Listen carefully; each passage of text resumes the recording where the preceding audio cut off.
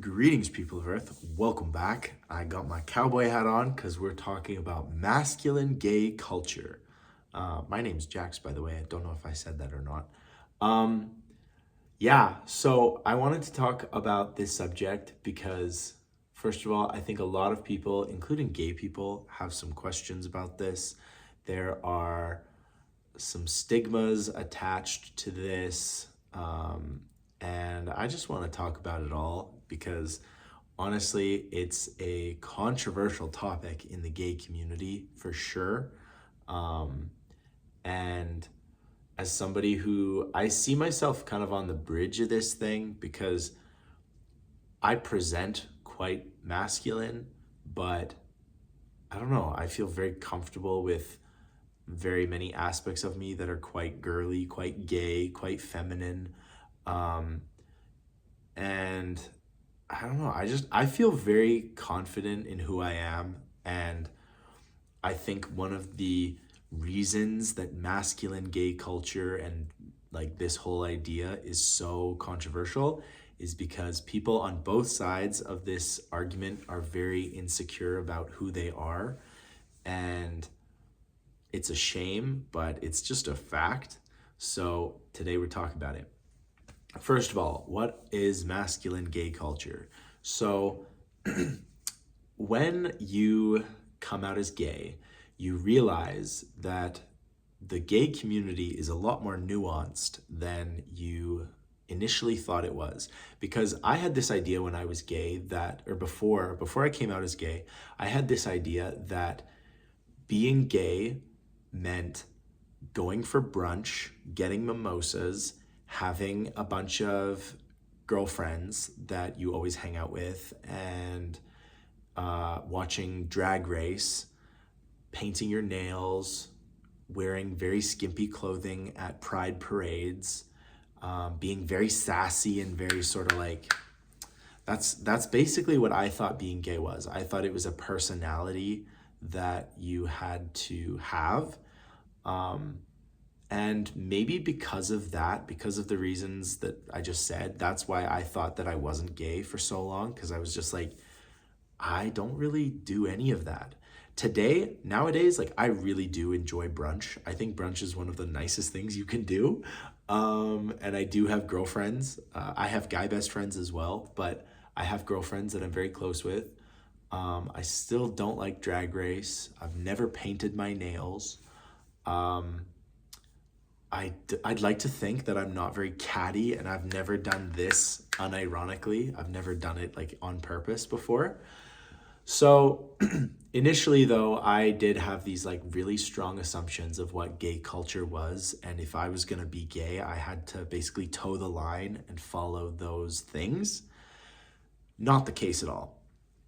Masculine gay culture. So when you come out as gay, you realize that the gay community is pretty broad, and there's people of all different kinds of religion, race, everything. Like it's very diverse. There's lots of people from all different walks of life and different age groups and all of this stuff.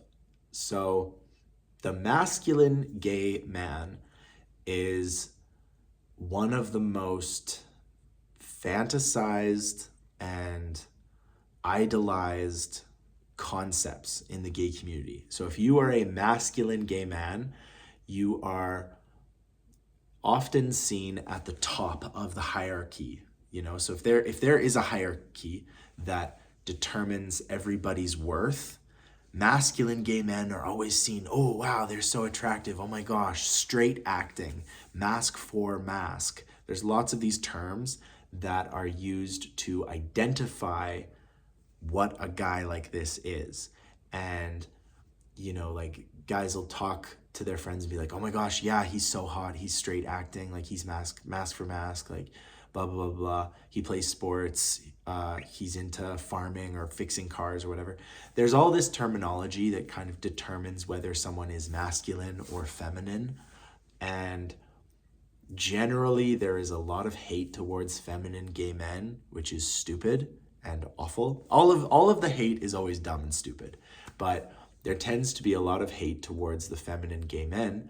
And masculine men for a long time have sort of received this extra privilege, essentially. I don't like talking about like privilege and that kind of stuff, but in many regards, it is kind of that thing.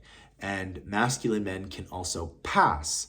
And so, like I studied English and anthropology at school, so I understand the concept of passing. Many communities, mostly minorities, there will be a minority is made up of a group of people who have some kind of linking connection, so the transgender community has this link. They're all transgender, right? And so the idea of passing is that some people in all of these communities are able to pass as the normal. And so, for example, as a gay man, when I go out in public, most people do not immediately know that I am gay. If my voice was higher, if I dressed in a specific way, if I made it more obvious, I would not pass in society as a straight guy. And so the idea of passing is an important concept that you need to understand if you're going to talk about masculine gay culture, because masculine gay guys really like the fact that they pass for straight guys. That is one of the things that is kind of universally talked about, is that, if I pass in society, I don't have to worry about facing homophobia head on, because I have been in locker rooms, I have been in areas all throughout my life where people think it's okay to make homophobic jokes, to talk very derogatorily about gay people, because they don't know I'm gay, because I pass as a straight guy. And it's good and it's bad. It's obviously bad because I am constantly subjected to conversations where people think that they're in a safe place to be homophobic. And it's frustrating to have to deal with that. And, sometimes I say, you know what, like, I'm gay, and that's really offensive. And sometimes I honestly don't say anything because, situations are awkward. There's difficult nuance in any kind of situation I'm in. And, if a family friend came over or something and starts talking about how all these gay people are doing this or that, suddenly I don't feel safe coming out and saying, you know what, I'm gay, and that's actually really offensive. And sometimes I do, sometimes I don't. But the idea of passing for straight is a big concept in the masculine gay world. A lot of masculine gay guys really like that they pass. They'll put it on, to the point that many gay men will try to specifically avoid things that are very gay, and that is one of the things that has shaped the masculine gay culture, is that, a lot of masculine guys are very much, I don't like Drag Race, like I don't like any of that like feminine garbage, like blah, blah, blah. And they talk like that because they are so fragile in their own identity. They like the fact that they pass, and if they liked any of that stuff, it would make them less masculine. And maybe it would get to a point where they wouldn't pass as straight anymore. And oh my gosh, what a shame, what a crime. I'm being sarcastic. So a lot of the masculine gay culture is shaped by these kinds of ideas. The idea of passing for straight acting, being masculine. A lot of these guys will really play into that. I know a lot of gay guys who grew up on farms and grew up in the country and grew up with like a very blue collar dad who liked football. And so these gay men really had to like play into the masculinity in order to really get by, like in defense of, and now I'm coming to the defense of masculine gay men. If I had grown up in my farming community and been very feminine, been into dance, been into a lot of these things, bullying would have been a lot more severe. I would have been, singled out and targeted for jokes and all kinds of, just mean things. I grew up thankfully in a very loving family who really didn't care how I acted ever, but the external community outside of my family was very heteronormative is the word I'm going to use. So it was very sort of straight is the normal, straight is the only thing that's okay. If you deviate from that, you're going to be in trouble. And so I played soccer throughout my whole childhood. I was into a lot of like sports like that. I did track and field. I was into skiing. And so I was able to basically get through a lot of my life without having to worry about being bullied or any of that stuff. It also helped that I didn't know I was gay until much later on. So I didn't have to really deal with any of these things until I was an adult with like a developed brain that could handle a lot of this stuff. But as a young person growing up, a lot of masculine gay men who knew that they were gay from a very young age were kind of traumatized into really enjoying these masculine pursuits just because it was a shield. It was a protection for them.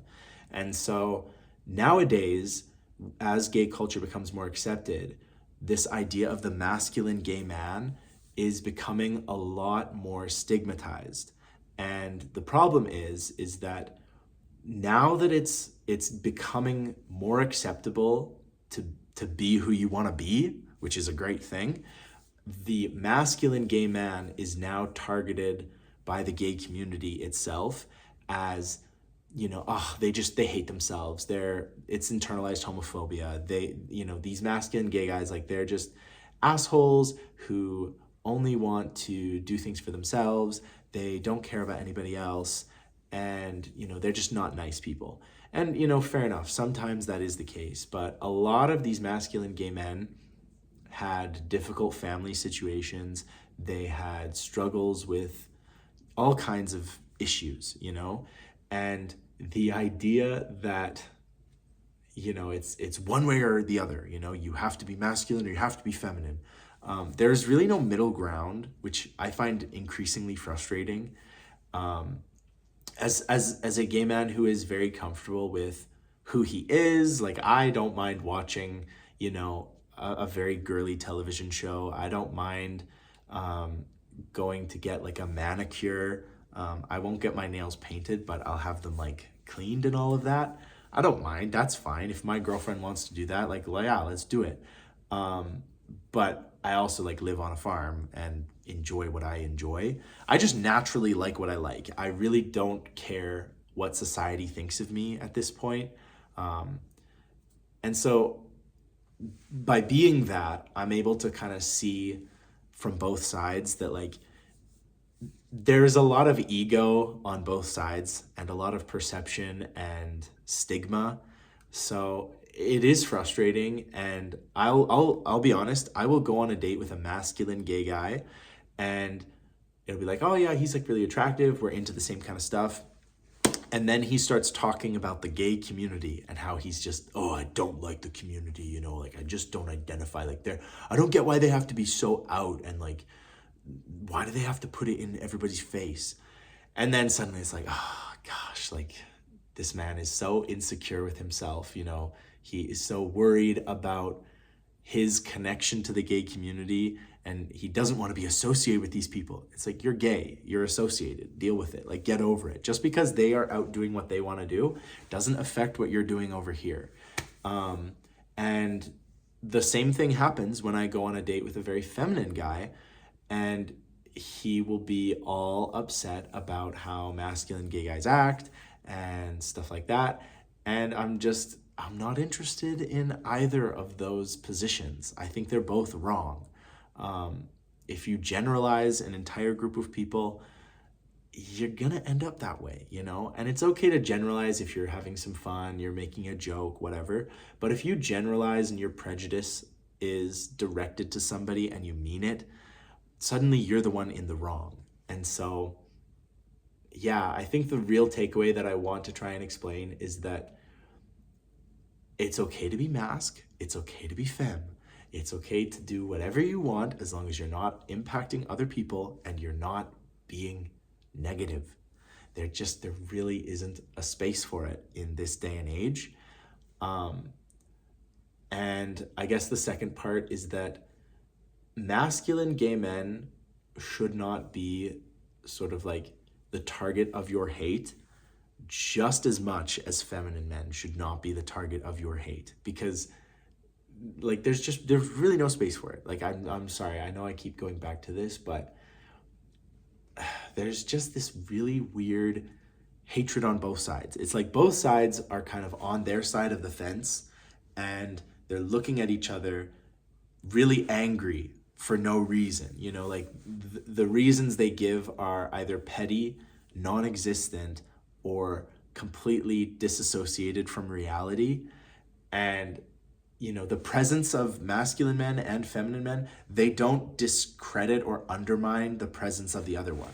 You know, like if I'm a masculine gay guy, um, my my responsibility is just to live my life and not try to undermine like a drag queen that wants to go out and perform and be the awesome person that they are. And in the same way, a a very feminine gay man should not have a problem with gay guys who want to go change oil and watch the hockey game and live in a masculine world.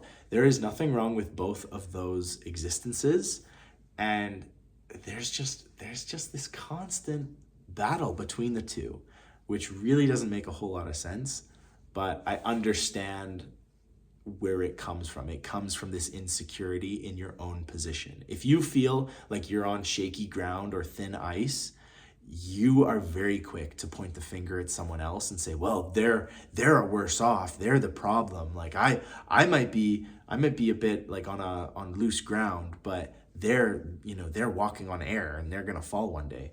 It's very easy to do that, but I really do think that everybody should just chill for like 4 minutes and just enjoy where we are, because it's annoying. And I mean, there are lots of different parts of the gay community that don't agree with each other. Age is a huge one. I've talked about it before, but young gay people and older gay people are very different in their perspectives. They have different ideas about things. They disagree with each other. There is some animosity. There is some bullying on both sides. Neither side is like, innocent. And it goes for race, and it goes for all these different characteristics. It goes for socioeconomic position, how well off you are. There's lots of these different divisions. And these divisions exist in the straight world. They exist in competitive ballerinas. They exist in everything. Welders, these differences in age, these differences in socioeconomic position, these differences exist across every category that you could name. But by being gay, I want to talk about, the ways that it impacts my community, or at least the one that I identify with a lot of the time. But, I do think it's one of those things where like gay culture a lot of it is done online, because there are very few of us statistically compared to the rest of the general population.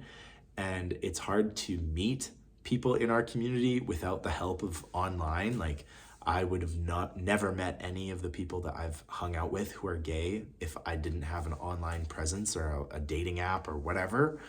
And so as a result, our community is very much an online community. That's how we communicate and we interact with one another. And so I tend to see a lot of the division on TikTok, on YouTube, on Instagram.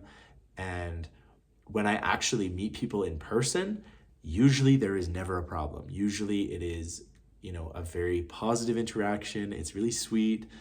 There's never any really division. It's only when we get behind our keyboards that we start to hate, which is really unfortunate, because our community is literally all about loving each other and loving people for who they are. So yeah, guys, I'm gonna hand it back to you. Let me know what you think about masculine gay culture. Did I describe it well enough? Do you think the reasons I gave for gay men acting this way are accurate? Do you think I'm way off? Like, who knows? But please feel free to share your experience. Keep the comments respectful. There's no need to target anybody. Before you post a comment, I would ask that you read it and you ask yourself, is this comment constructive? Is this comment going to create a good discussion? Maybe I should reword it a little bit, make sure it's not going to be misinterpreted. Just, be thoughtful with your comments and your questions and everything else. But there we go. Thank you guys so much for watching. And as always, I will talk to you guys tomorrow.